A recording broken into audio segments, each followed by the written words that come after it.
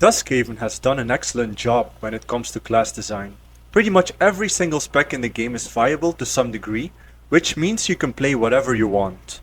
Several new specs have been added as well, such as the Monk, Tinker, Demon Hunter, and the Stone Warden, a tanking shaman. That's right, on Duskhaven, shamans can tank, and what's better, they're not just able to, they're also very good at it, and it's pretty damn fun to play. Today I want to give you a basic guide of how this spec works, so you can decide if you want to give it a go as well. Before we get started, if you like this kind of content, consider liking the video and subscribing to the channel, it really helps. Alright, on with the video.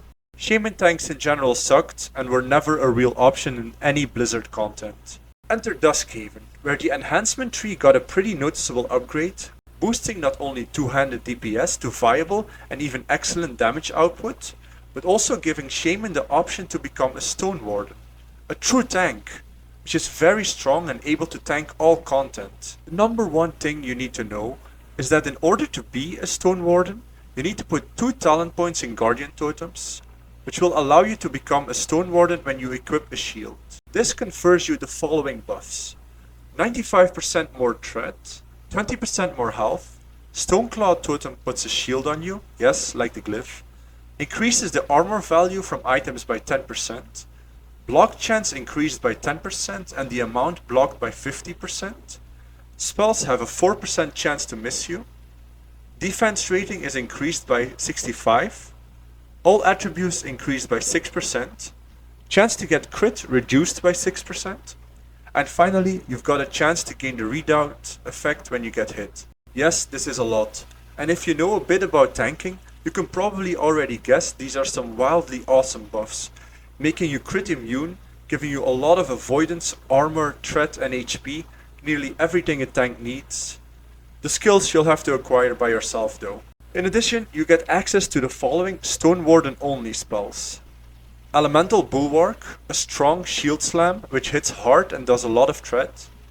Lightning Crash Totem, an AoE fire totem, basically magma totem but with electricity, and it only lasts 6 seconds, but grants you a lot of threat. Electroshock, an elemental taunt, pretty standard.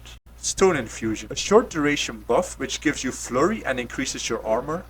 You can just macro this to Storm Strike or something, so it's up all the time. There's no reason not to do this every cooldown. Not a massively big new ability list, but keep in mind you of course keep all the other Shaman abilities. There are almost no restrictions.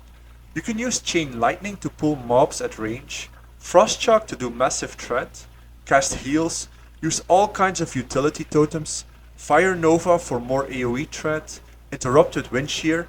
You've got Storm Strike, which not only restores some of your mana, but also puts an AoE damage electric field on the ground. Using Frostbrand weapon gives you another 5% block value. You've got Feral Spirit Wolves if you want for more damage and healing. Bloodlust or Heroism, Shamanistic Rage, a 30% damage reduction defensive skill on a 1-minute cooldown. Earthbind Totem to slow all enemies, and Maelstrom weapon for some instant heals on yourself or instant cast Chain Lightnings. Oh, and Shaman get Tremor Totem, the only class to have something like this. And Storm Cloud, which they can put on themselves or on a friendly target, and it buffs everyone with some extra melee electric damage. All in all, Stone Wardens have a massive toolkit, with a lot of utility and counters for almost any scenario. Now, how do you put all of these things together? Do they have some sort of rotation? Well, yes and no. You can't really give a clear-cut rotation for Stone Wardens, because that's not possible for any tank. All of it depends on the circumstances and the situation. For single target tanking, it goes something like this. Get a Stoneclaw shield on yourself, make sure you have lightning or water shield up, then set down whatever totems are appropriate for the mob in question and your group composition. Pull with Chain Lightning or Lightning Bolt if the mob is far away, and then a Frost Shock once it comes in range. Frost Shock does a lot of threat immediately, so it's unlikely you'll lose aggro before it gets to you. If you're running into mana issues, I do suggest skipping the casted spells, but if you're Storm Striking on cooldown and using Water Shield, you should be fine. Get Stone Infusion up and running, give the mob an Elemental Bulwark and a Storm Strike, put Lightning Crash Totem down, and then just keep cycling through the spells, using defensive such as Shamanistic Rage or Stoneclaw Totem whenever needed, and offensive such as Bloodlust or Heroism, and Feral Spirit when you deem it appropriate. You'll want to pull multiple mobs with a Chain Lightning, and put down Lightning Crash Totem ASAP to get some good aggro before they get to you, and smack your main target with a Storm Strike, which will put down a Field of Electricity for more AoE threat. If you then do Fire Nova and Storm Strike on cooldown, and keep your Lightning Crash Totem up as much as possible, you're unlikely to lose threat. Use Stoneclaw Totem both to give you a shield and to attract potential stragglers. Earthbind if you want them slowed and unlikely to reach the ranged if they'd ever pull aggro. That's the basic gist of it. It's all pretty standard tank stuff, just applied to Shaman abilities now. It's not great at lower levels, but once you get to 60, this becomes really fun and engaging. Which elemental shield should you use as a Stone Warden? Well, the obvious answer here is Lightning Shield, because it does extra damage and does extra threat. But personally, I don't think threat is an issue, nor are you lacking in AoE spells. You do however run out of mana often, so I'm using Water Shield and this really helps with keeping up my mana, and I don't notice a dip in threat at all. For talents, you're going to want to put them all in the enhancement tree, usually, for obvious reasons. This is the current talent build I'm using. I'm still experimenting and switching points around, but this seems to do the trick.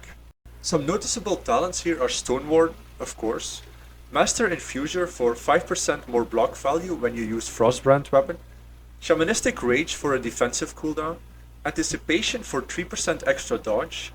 If you take another point, you lose the dodge but you gain a lower cooldown on Storm Strike. Not worth it in my opinion. Unleashed Rage for 9 expertise and a 10% attack power aura. Instant Ghost Wolf. Remember on Duskhaven you can use Ghost Wolf indoors, which is great for gathering mobs or running back after a wipe. Maelstrom weapon. Instant heals, instant cast hacks to CC a mob, or instant cast chain lightnings are pretty useful most of the time. There is no need to max out on this talent. I think 2 or 3 points is all you really need, it stacks pretty fast and it lasts 30 seconds. And finally, I also take Feral Spirit because they bring extra damage and self-healing, a sprint, and they can stun, but this isn't needed whatsoever. Regarding major glyphs, there aren't that many options here, and not one that's really mandatory, so just pick 2 out of the following. Fire Nova, lower cooldown. Shocking, reduces the general cooldown of your shocks to 1 second. Lightning Shield increases its damage by 20%. Storm Strike increases the nature damage bonus by 8%. Feral Spirit, they gain an additional 30% of your attack power. Chain Lightning hits another target. Minor glyphs definitely get renewed life, this is the only mandatory one. You don't want to be relying on angst to be able to resurrect yourself when dying. Apart from that, you can get water walking or water breathing without reagents, and I would say water walking is generally the most useful, as some dungeons and raids make you swim sometimes. A lower cooldown on astral recall is generally not that useful in my experience. To end the video, let's go over some of the strengths and weaknesses of a Stone Warden. To begin with, they've got good stats due to very generous talents. I'm not even close to Bisque here, and I've got 14.4% parry, 20.5% block, 19.5% dodge, 8k armor, and 6200 HP unbuffed. Their mobility is decent because of indoors instant cast Ghost Wolf. You can reincarnate, which can help your group prevent a wipe or to recover from one. Stone Wardens have a large toolkit, with a spell for nearly every situation, such as an interrupt, a purge, and so forth. Lots and lots of utility due to totems such as grounding, cleansing, and earthbind. You're one of only 2 classes which can bring a heroism or bloodlust effect to a raid, in addition to Stormcloud and Tremor totem.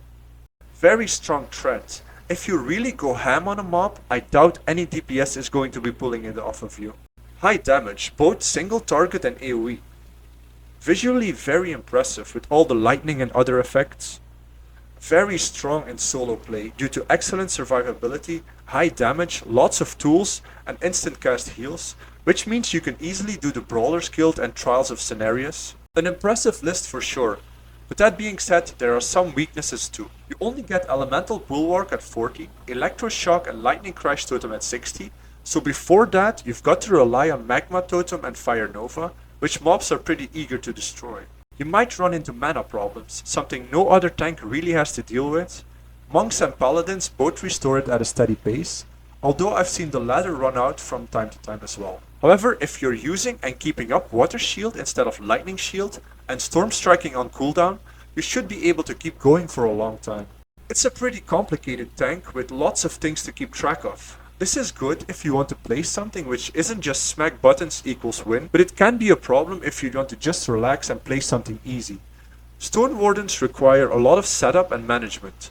You'll need to make sure you have Frostbrand enchanted on your weapon, Lightning or Mana Shield should be up, Stoneclaw Totem Shield, the correct totem should be down, you'll be in charge of Heroism and Bloodlust most likely, need to keep Stone Infusion up, you have many cooldowns, and so on. This is a lot to manage, as opposed to, for example, a Feral Druid, which goes in swiping without a care in the world. But other than that, honestly, Stone Wardens are excellent. Duskhaven's developer has done an outstanding job on creating them. They're fun, strong, viable, and a good addition to the tanking pool. If you haven't already, I suggest you give them a go and see what it's like. I was pleasantly surprised, and I can definitely see myself playing a Stone Warden as a main character. Anyway, that's all I've got for today. Thank you all so much for watching. Hope you enjoyed the video, and if you have any questions or suggestions, let me know in the comments below. See you in the next video.